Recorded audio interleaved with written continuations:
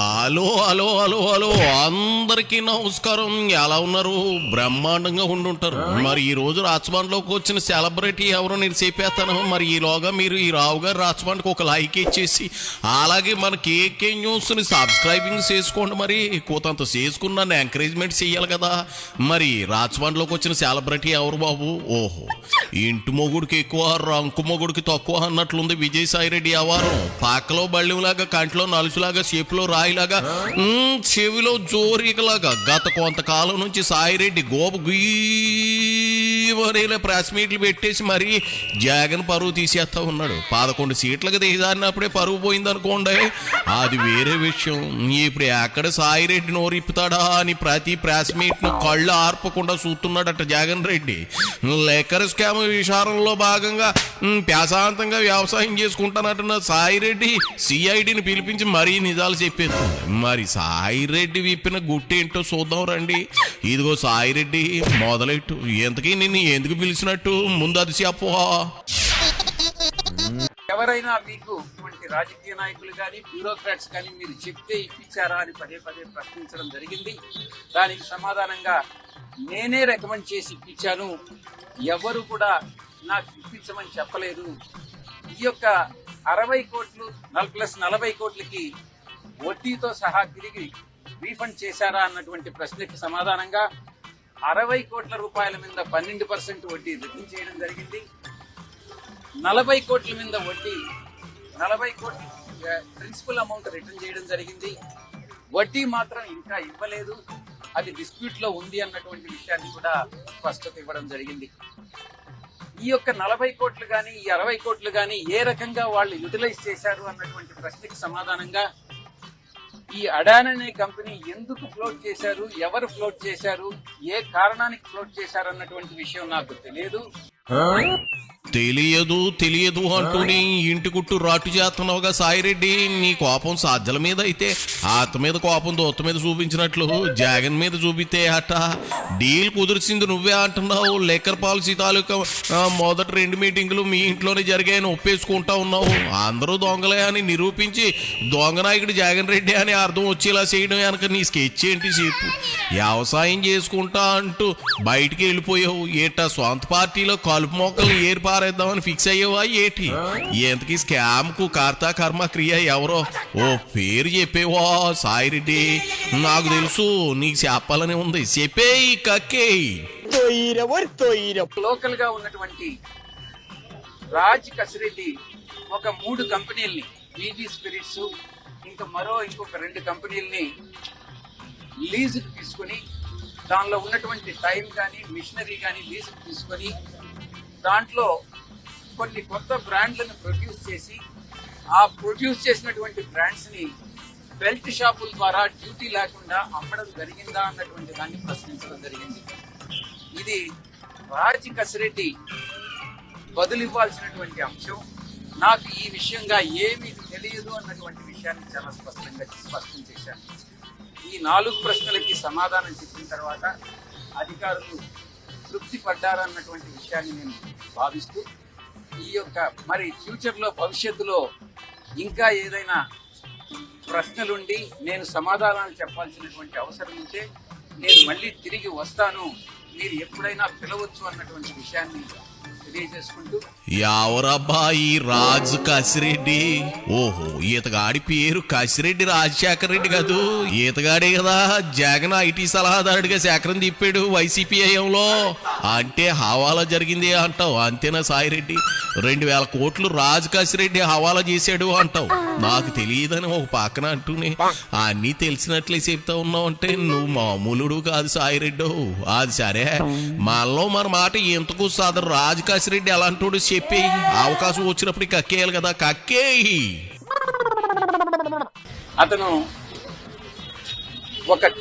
ఒక తెలివైనటువంటి క్రిమినల్, ఆ criminal mind set ఉండేటటువంటి వ్యక్తి. అంత క్రిమినల్ బ్రెయిన్ ఉంది అన్నటువంటిది తెలియక పార్టీలో పెద్దలందరూ కూడా పరిచయం చేస్తే నేను ఎంకరేజ్ చేసినటువంటి మాట వాస్తవం. నేను అబద్ధం చెప్పదలుచుకోలే. మొట్టమొదటిగా అతనికి ఎన్ఆర్ఐ విభాగం అప్పగించాను. ఆ తర్వాత సోషల్ మీడియా చూసుకోమని చెప్పారు. ఆ తర్వాత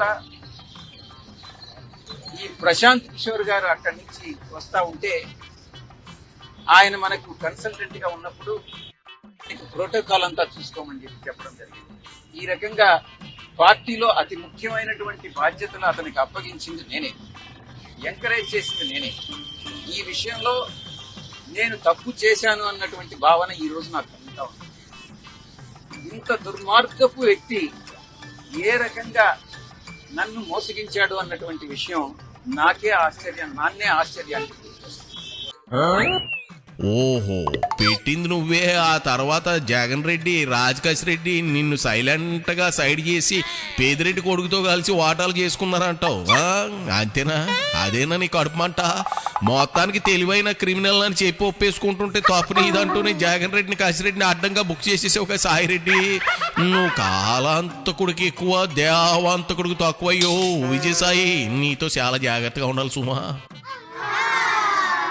పదే పదే మిత్రులందరూ కూడా, పాత్రికేయ మిత్రులు ఒక్క విషయాన్ని చాలా స్పష్టంగా చెప్పదలుచుకున్నారు. పదే పదే యూట్యూబ్ ఛానల్స్ లో కానీ, శాటిలైట్ ఛానల్స్ లో కానీ సాయిరెడ్డి నెంబర్ 2 అని నేను చెప్తున్నారు పార్టీలో. నేను ఒక్కటే చెప్తా ఉన్నా, ప్రాంతీయ పార్టీలో నెంబర్ 2 అనే స్థానమే ఉండదు. అప్పట్లో మా అధ్యక్షుడు, మా పాత పార్టీ అధ్యక్షుడు కూడా స్వయంగా చెప్పారు, 1 నుంచి 100 వరకు ఎవరు ఉండరు, 101 నుంచే ఉంటుంది. ప్రాంతీయ పార్టీలో ఎవరైనా కూడా నేను నెంబర్ 2 అని నేను భావిస్తే అది అంతా మిథ్య మాత్రమే. రెండవది, మీరు చెప్పినట్టుగా అధికారంలో లేనప్పుడు 2014 నవంబర్ నుంచి 2019 అధికారంలోకి వచ్చేంత వరకు మే 28వ తారీఖు వరకు పార్టీని సింగిల్ హ్యాండెడ్ గా నేనే, జగన్ గారికి నేరుగా ఆయన ఆదేశాలను తీసుకొని నేను, జగన్ గారు, ప్రశాంత్ కిషోర్ ముగ్గురు ప్లాన్ చేసి మిగతా అందరు నాయకుల్ని కలుపుకొని పార్టీని ముందుకు నడిపించాం. నేను అప్పుడు కూడా నెంబర్ 2గా భావించాను. సూదిపోయిందని సోదికి వెళితే పాత రంకులన్నీ బయటకు వచ్చాయంట. అట్టాగుంది నువ్వు చెప్పేది. వ్యవహారం సాయిరెడ్డా, నువ్వు నెంబర్ 2గా శేఖరం చెప్పిన మాట వాస్తవం, ఎవరు కాదనలేదు. మరి సరే, అది సరే గాని ఇగో మరి 2019లో జగన్ రెడ్డి గెలిచాక ఏమైందో చెప్పు. టెన్షన్తో నరాలు తెగిపోయేలాగున్నాయి. ఆ తరువాత కాలక్రమేణా అధికారంలోకి వచ్చిన తర్వాత ఒక 6 నెలలకి ఈ నెంబర్ 2 అనేటటువంటిది మిథ్య అనేటటువంటిది నేను కూడా గమనించాను. ఈ యొక్క కోటరీ నేను గతంలో ఏదైతే చెప్పానో, ఈ కోటరీ సభ్యులందరూ కూడా నా వెనుక తినగ ప్రేమ తీయనుండు అనేటటువంటి సామెత నాకు గుర్తొస్తా ఉంది. మా యొక్క నాయకుడికి, అప్పట్లో నాయకుడికి చెప్పి సాయిరెడ్డి ఒక వెన్నుపోటుదారుడు అవుతాడు, ఏ రోజైనా మీకు మీ యొక్క స్థానానికి ఆయన స్థానభ్రంశం చేస్తాడు అన్నటువంటిది ఆయనకి చెప్పి, నేనేదో కొన్ని వేల కోట్ల రూపాయలు దోచేశాను అన్నటువంటి అపవాదనంతా నా మీద మోపి ఈ యొక్క కోటరి ఆయన మనసును మార్చి నన్ను 2వ స్థానం నుంచి, మీరు అనుకునే 2వ స్థానం నుంచి స్లోగా తగ్గించుకుంటా నాకు ఇచ్చిన పదవులను కట్ చేసుకుంటా నన్ను 2000 స్థానంలో నిలబెట్టారు. అదబ్బా సంగతి. అంతుకబ్బా ఈ కడుపుమంట. అంతే కదా, 2వ స్థానం నుంచి 2000 స్థానానికి పడేశాడంటే కడుపు మండదా? మండుతుంది. మండితే ఇదిగో ఇట్టాగే లంకకు సీట్ అయి తీరుతుంది. జగన్ రెడ్డికి చుట్టుకుంది, అర్థమైందిలే సాయిరెడ్డి. మరోసారి ఈపులంగా మాట్లాడుకుందాం. ఈసారికి వెళ్ళిరా.